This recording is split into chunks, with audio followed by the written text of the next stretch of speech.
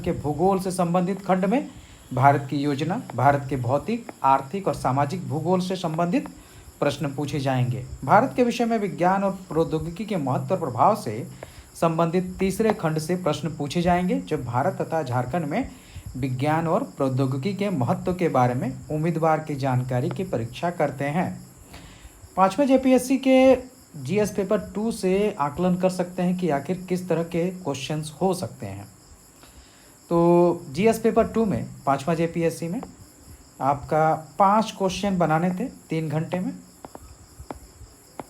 और इसमें पहला प्रश्न अनिवार्य था। बाद बाकी 3 सेक्शन थे। 3 सेक्शन में आपको एक सवाल कंपलसरी था, और किसी एक खंड में आपको 2 सवाल बनाने थे। पहला क्वेश्चन जिसमें आपको जो कंपलसरी था, इसमें आपको 9 सवाल थे, जिसमें 4 बनाने थे। भारत के राष्ट्रपति की भूमिका, सूचना का अधिकार, नोटा, सदाबहार हरित क्रांति, भारत की वन नीति, भारत में आपदा प्रबंधन, वायुमंडल की ऊर्ध्वाधर स्तरीय संरचना का वर्णन, राष्ट्रीय ज्ञान नेटवर्क के उद्देश्य, लिनक्स ऑपरेटिंग सिस्टम अन्य से किस प्रकार अच्छा है। ये आपको 9 सवाल थे, इसमें 4 बनाने थे। ये आपका 200 नंबर का पेपर था, तो ये आपको 40 मार्क्स के थे, तो ये आपके 20 मार्क्स के अभी हो सकते हैं। मतलब आपको 5-5 मार्क्स के सवाल 4 दिए जा सकते हैं, या 4-4 मार्क्स के 5 सवाल भी हो सकते हैं। खंड एक में आपके सवाल थे, जो कि आपका भारतीय राज्य व्यवस्था से है। इसमें आपको एक प्रश्न में 2 प्रश्न दिए गए हैं, तो ये 20-20 नंबर के थे। ये आपके 10-10 के हो सकते हैं। तो पहला प्रश्न, भारत का संविधान आकृति में संघीय है, किंतु उसकी आत्मा एकात्मक है, विवेचना कीजिए।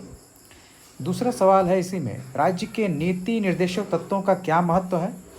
बताएं कि राज्य के नीति के किन निर्देशक तत्वों को मूल अधिकारों की अपेक्षा प्रमुखता प्राप्त है। तो इसमें 31C जो है उसके बारे में है।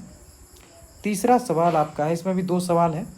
भारतीय संसदीय प्रणाली में सत्ता का केंद्र बिंदु प्रधानमंत्री होता है, किंतु उसके द्वारा व्यवहार में सत्ता संचालन उसकी संवैधानिक स्थिति की अपेक्षा उसके व्यक्तिगत संबंधों पर अधिक निर्भर करता है। इस कथन की परीक्षण कीजिए। जेपीएससी के लिए प्रधानमंत्री काफ़ी पॉपुलर टॉपिक रहा है, पूछता ही रहता है। दूसरा है, स्वतंत्र और निष्पक्ष निर्वाचनों के संपादन में भारतीय निर्वाचन आयोग की भूमिका का मूल्यांकन कीजिए। चौथा में फिर 2 सवाल है। विकेंद्रीकृत नियोजन की अवधारणा की व्याख्या कीजिए। झारखंड में जिला स्तरीय नियोजन की प्रणाली की विवेचना कीजिए। भारतीय राज्यों में लोक आयुक्तों का कार्य निष्पादन बहुत सकारात्मक प्रभाव पैदा नहीं करता है, परीक्षण कीजिए। तो ये आपको 3 सवाल दिए हुए थे खंड 1 में, जो राज्य व्यवस्था से संबंधित है। इसमें आपको 1 सवाल न्यूनतम और अधिकतम 2 सवाल बनाने थे। सेक्शन बी में आपके हैं 5वां नंबर है, इसमें है झारखंड क्षेत्र का भू राजनीतिक महत्व, भौगोलिक और राजनीतिक महत्व बताना था। और दूसरा है झारखंड में रेशम उद्योग की स्थिति। ये आपके 20-20 नंबर के सवाल थे, अभी 10-10 के हो सकते हैं। छठा सवाल है, वित्तीय समावेशन क्या है। झारखंड में वित्तीय समावेशन के लिए क्या उपाय किए गए हैं। और उसी में है, भारतीय कृषि पर वैश्वीकरण के प्रभावों की चर्चा करें। 7वां नंबर का सवाल में है, भारत के आर्थिक विकास में दूर संवेदन प्रणाली और भौगोलिक सूचना प्रणाली के उपयोग का वर्णन कीजिए। दूसरा है, खाद्य प्रसंस्करण क्या है, झारखंड के संदर्भ में इसके महत्व एवं मुख्य समस्याओं की विवेचना करें। तो ये आपके 10-10 नंबर के हो सकते हैं। यहाँ भी आपको 3 प्रश्न दिए हैं, तो आपको मिनिमम 1 सवाल बनाना है इसमें, और अधिकतम 2 बना सकते हैं। खंड सी में आपको फिर 3 सवाल हैं, जो साइंस से रिलेटेड हैं। तो रडार के सिद्धांत को संक्षेप में समझाइए। सैटेलाइट टेक्नोलॉजी ने किस प्रकार मानसून पूर्वानुमान सुधारने में मदद की है, समझाइए। दूसरा इसी में है, नैनो टेक्नोलॉजी से आप क्या समझते हैं। कैंसर के इलाज को विशेष संदर्भ देते हुए कृपया वर्णन करें कि भारत में चिकित्सा विज्ञान के क्षेत्र में नैनो टेक्नोलॉजी कैसे उपयोगी है। 9वां सवाल है, हिग्स बोसान से आप क्या समझते हैं। प्रारंभिक ब्रह्मांड के सिद्धांत के मूल बिंदुओं की व्याख्या करें। गॉड पार्टिकल की खोज में भारतीय योगदान पर प्रकाश डालें। और उसी में दूसरा है, जेनेटिक इंजीनियरिंग की व्याख्या करें। भारतीय कृषि में इससे होने वाले लाभ और हानि का वर्णन करें।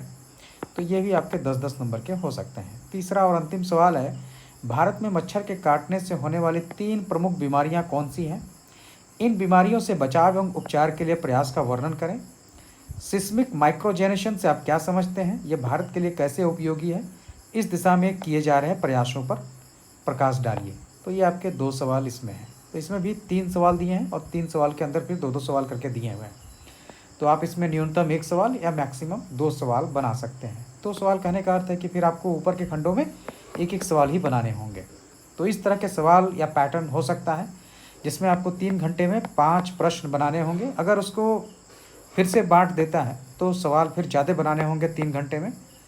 तो इसी आधार पर आप तैयारी कर सकते हैं और ये हो सकता है कि पैटर्न इसी तरह से हो।